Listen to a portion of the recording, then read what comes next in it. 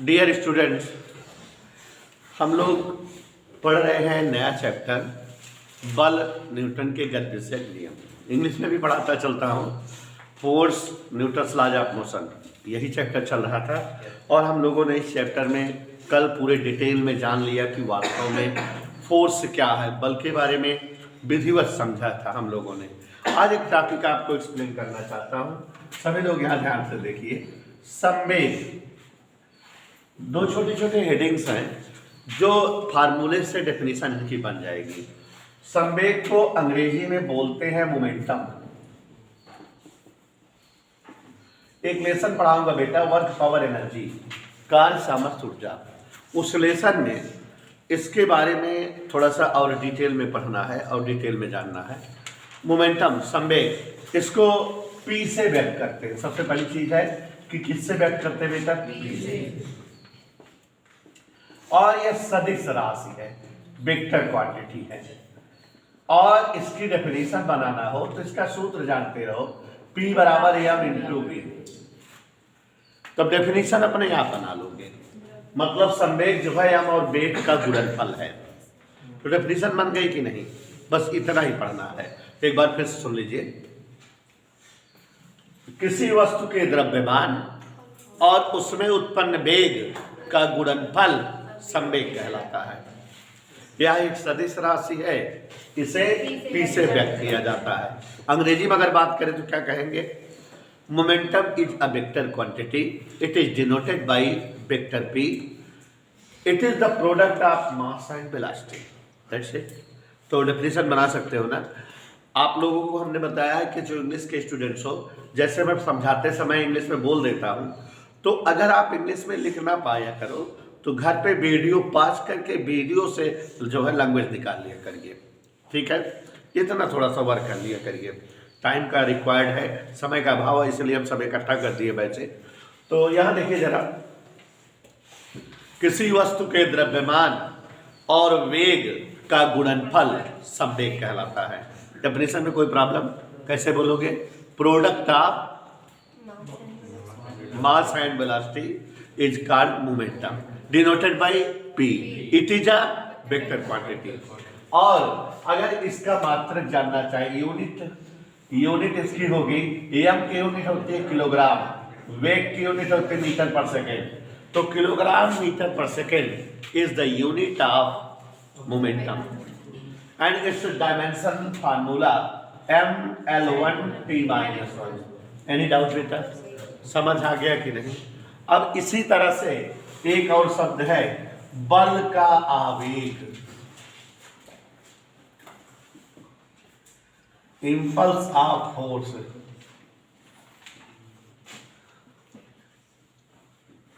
Impulse of, जैसे आप लोगों को डेफिनेशन लिखाया करें, अगर इंग्लिश ना बोला करें तो आप जगह छोड़े रहा करो। जब समझाते हैं तो अंग्रेजी बता ही देते हैं, तो उस समय उतार लिया करो। इंपल्स ऑफ फोर्स, तो सही तो बल के आवेग का निरूपण नहीं होता किसी भी लेटर से। जैसे इसको P से व्यक्त करते हैं, तो इसका कोई सिग्निफिकेशन नहीं है। लेकिन हम लोग जो है I को समझ सकते हैं। क्या समझ सकते हैं? I। तो बल का आवेग I का फार्मूला होता है F इंटू डेल्टा T। अब डेफिनेशन निकाल सकते हो, फार्मूले से डेफिनेशन निकाल सकते हो कि नहीं? किसी वस्तु पर आरोपित बल और लगे समय का गुणनफल बल का आवेग कहलाता है। अंग्रेजी में कैसे बात करोगे? Product of applied force and time taken is called impulse of force. क्या बोले हम? Product of applied force and time taken is called impulse of force. Okay, वस्तुओं पर आरोपित बल और लगे समय का गुणनफल बल का आवेग कहलाता है। और अगर हम इसका मात्रक जानना चाहें तो इसका मात्रक जो है न्यूटन सेकेंड, बल का मात्रक न्यूटन और इसका मात्रक सेकेंड, और इसका मात्रक किलोग्राम मीटर पर सेकेंड भी होता है। जो डायमेंशनल फार्मूला संवेग का है वही बल के आवेग का भी है। दोनों का डायमेंशनल फार्मूला सेम है। तो ये दोनों शब्द समझ गए ना बेटा? फिर से तो नहीं बताना है। किसी भी वस्तु के द्रव्यमान और उसमें उत्पन्न वेग का गुणनफल संवेग कहलाता है। संवेग को P से व्यक्त किया जाता है। संवेग एक सदिश राशि है। अगर किसी वस्तु का द्रव्यमान m हो और उसका वेग v हो तो संवेग P बराबर m इंटू v। थोड़ा मन में पढ़ा करो बेटा। तो संवेग P बराबर m इंटू v। संवेग का मात्रक सिफा डाल किलोग्राम मीटर पर सेकेंड और संवेग का विमीय सूत्र मूर्ख ml1 k-1 होता है। किसी वस्तु पर आरोपित बल और लगे समय का गुणनफल बल का आवेग कहलाता है। इसका मात्रक न्यूटन सेकेंड या किलोग्राम मीटर पर सेकेंड होता है। इसका विमीय सूत्र ml1 t-1 होता है। समझ आ गया बेटा? कोई डाउट किसी को? मिटा दे, लिखे नहीं आप। अब देखो एक नई हेडिंग, संवेग परिवर्तन। देखो ये डेरिवेशन है कि दर एवं बल में संबंध।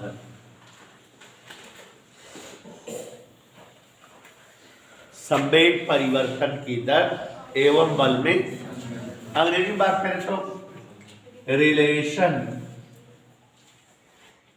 in between rate of change of momentum and force। दिखाई दे रहा है अनुष्ठान?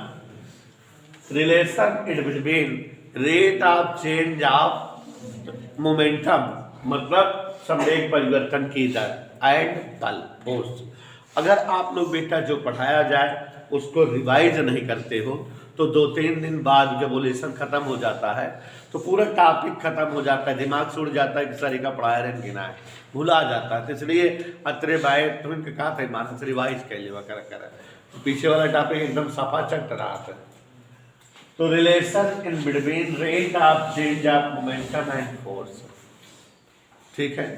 संवेग परिवर्तन की दर एवं बल में संबंध बड़ा ही इजी है, ध्यान समझिएगा, आ जाएगा। इधर देखो जरा सभी लोग, मान लेते कोई एक वस्तु है, तो वस्तु है तो उसमें जो है सृष्टि जी कुछ ना कुछ द्रव्यमान होगा, मास। तो मान ले रहे हैं हम द्रव्यमान की एक वस्तु है और मूर्खों मान ले रहे हैं वो चल रही है। तो जब चल रही है तो जिस वेलोसिटी से चलना प्रारंभ करते हैं उसको इनिशियल वेलोसिटी प्रारंभिक वेग कहते हैं। मान लेते तो उसका प्रारंभिक वेग यू है, कुछ देर बाद उसका वेग बदल गया होगा, तो वो वाला वेग क्या हो गया है समरीन? v। तो let us suppose that a body of mass m is moving with velocity u and its velocity become v after t time। समझ में आया बात? पाँच करके देखना। माना, ध्यान से देखो सभी लोग, m द्रव्यमान की वस्तु, अंजलि m द्रव्यमान की एक वस्तु, कोई वस्तु है, तो जब वस्तु है बेटा तो उसमें कुछ ना कुछ द्रव्यमान होगा पक्का। तो सीधा जी m द्रव्यमान की एक वस्तु है, चल रही है मूर्ख, तो चल रही कुछ ना कुछ वेग होगा ना। m द्रव्यमान की एक वस्तु, प्रारंभिक वेग u से गतिमान है। कितने वेग से चल रही है मूर्खों? ए पार्टिकल या a body of mass m is moving with velocity u वेग से चल रही है। कुछ समय बाद इसका वेग बदल जाएगा, t समय बाद वस्तु का वेग v है। प्रारंभ में वेग कितना है? बाद में वेग, जब यहां वेग है तो यहां संवेग भी रहा होगा, तो इसलिए प्रारंभिक संवेग, प्रारंभिक माने इनिशियल मोमेंटम, प्रारंभिक संवेग क्या होगा बेटा? p1 बराबर m इंटू, देखो संवेग का सूत्र होता है द्रव्यमान गुणे वेग। द्रव्यमान m है लेकिन शुरुआत का वेग u है, तो m इंटू u होगा ना।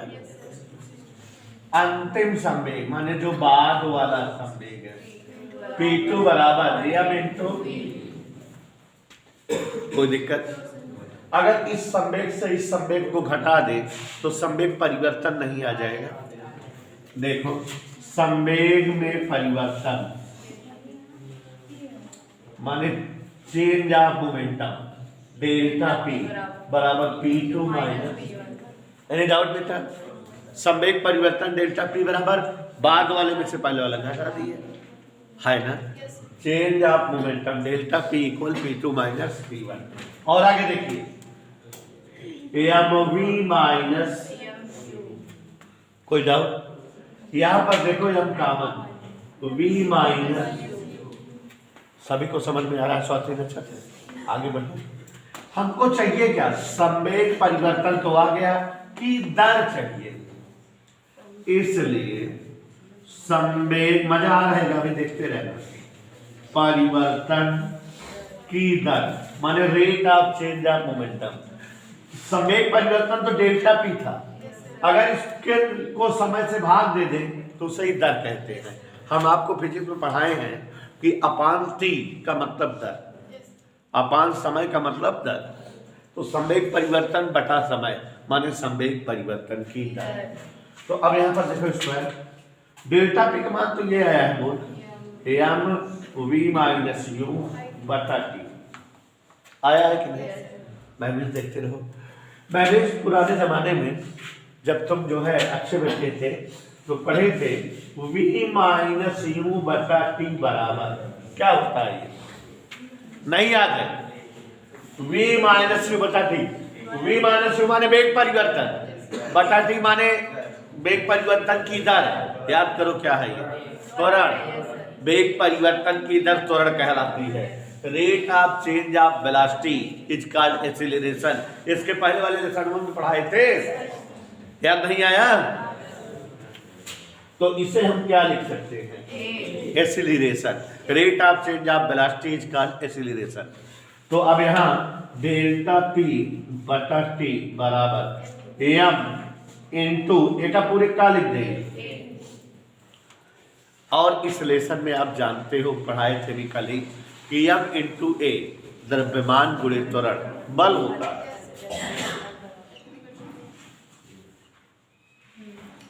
कोई डाउट?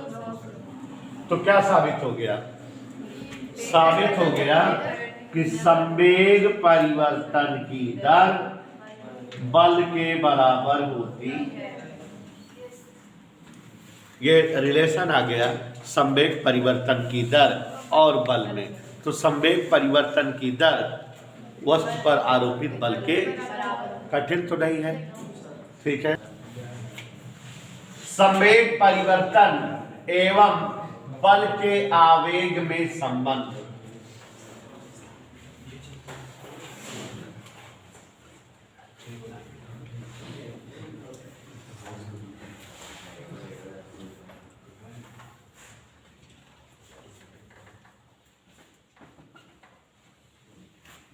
संवेग परिवर्तन एवं बल के आवेग में संबंध। तो सभी लोग ध्यान से देखिए, relation in between change of momentum and impulse of force. संवेग परिवर्तन एवं बल के आवेग में संबंध। तो यहां ध्यान से देखिए जरा और समझने का प्रयास करिए कि मान ले रहे हैं कोई एक यम द्रव्यमान की क्या है बेटा वस्तु, किस वेग से चल रही है? यू वेग से। तो जब यम द्रव्यमान की वस्तु यू वेग से चल रही है और t समय बाद उसका वेग v हो गया, तो प्रारंभिक संवेग उसका p1 बराबर क्या होगा? m into you. अंतिम संवेग p2 बराबर क्या होगा? m into v। तो संवेग परिवर्तन क्या आ जाएगा?